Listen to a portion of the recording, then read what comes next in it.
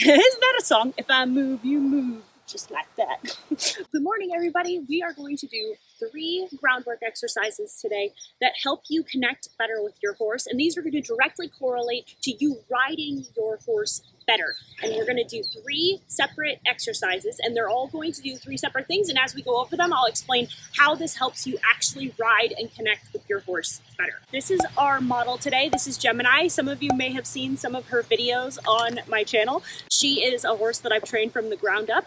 She's 6 years old, and she is quite spirited. So hopefully she's a good model for us today. But at the end of the day, that's why we do these exercises, right? So if she is, resentful or not good at things, then that's what we work on going forward. All right, I know, you're a good girl. I'm sorry, I didn't mean to insult you.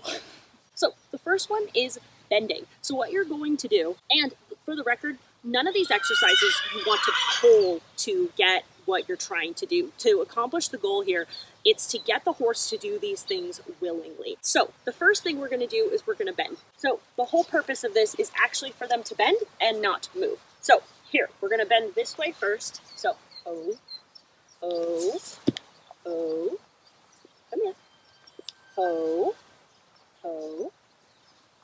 So turn to me, get all the way to my belly. So you want to get their nose, good girl, oh. You want to stay still, come here. Oh.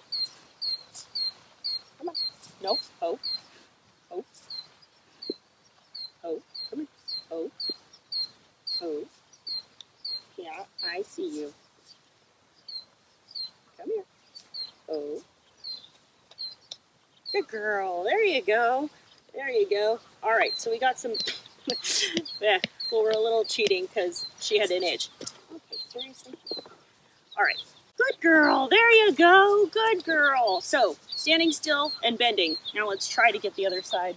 Hopefully a little faster than that side. Here you. Oh, good girl.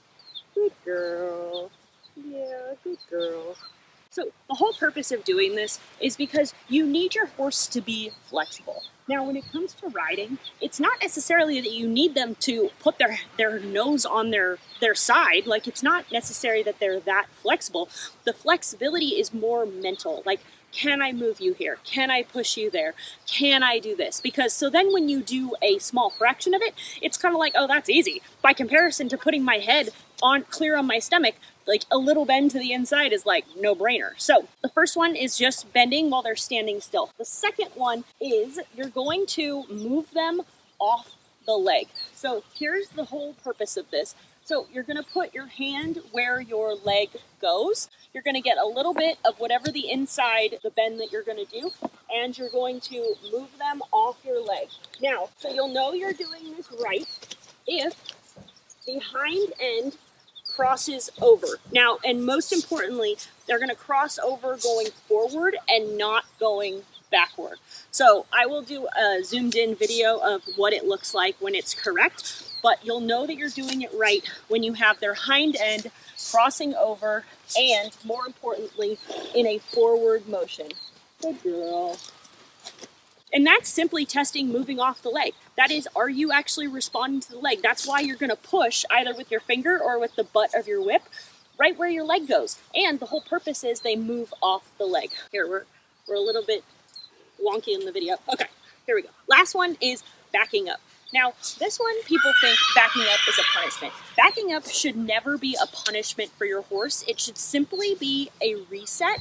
However, if they don't respect the aid of backing up, then what is it? It becomes simply a punishment where they feel like they're being attacked for no reason. But if you turn it into an aid where it's like, oh, I don't like what we're doing, let's back up and reset, then all of a sudden when you do back up, the horse doesn't feel like you're just punishing them for no reason. It feels like, oh, okay, we are resetting, we are doing something different. We are going to, go backward to go forward. I mean, essentially. So the one thing I will say is sometimes the first try, it may take a little bit of aggression to get them to actually respond.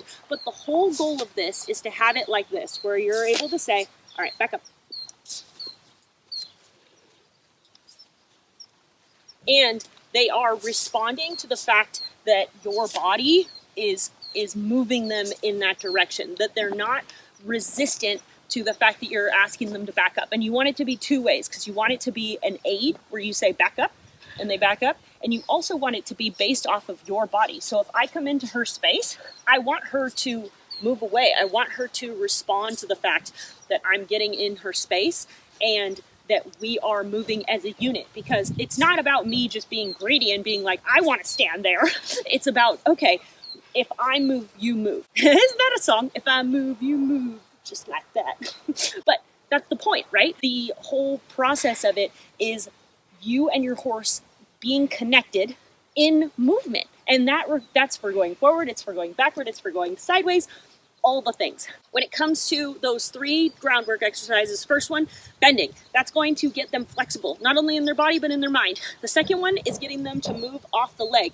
And you'll know this by the crossing over of the hind legs. And that is for whether or not they're being responsive to, that is for whether or not they are literally being responsive to your leg. You'll know your horse isn't responsive to your leg if you push where the leg goes and the horse doesn't move.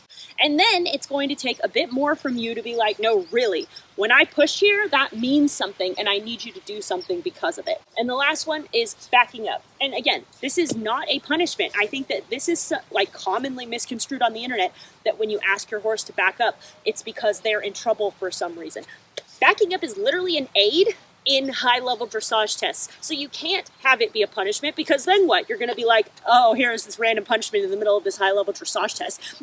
And also, if they've been punished with backing up their whole lives, and all of a sudden they get to this high level and then they're backing up, they're not going to see this as, oh, look, some relief. They're going to look at it like, okay, why am I being punished in the middle of this dressage test? Now, not all of you do dressage. It's not the point. The point is that the whole act of backing up is about them responding to you and being responsive to you being moving with and in alignment with and juxtaposed to what they're doing. So it's a process, right? This is where you're starting, where you're ending. I've obviously been doing groundwork with this horse for many years at this point. So I expect this test to go well for this horse. I don't expect this horse to fail these tests. But for you, you may be starting at a different you may be starting from a different starting point, and you just have to look at where the gaps are and keep working on it. And it's, again, none of these are punishment. They are all about you being more connected with your horse. So when you do this, they do that.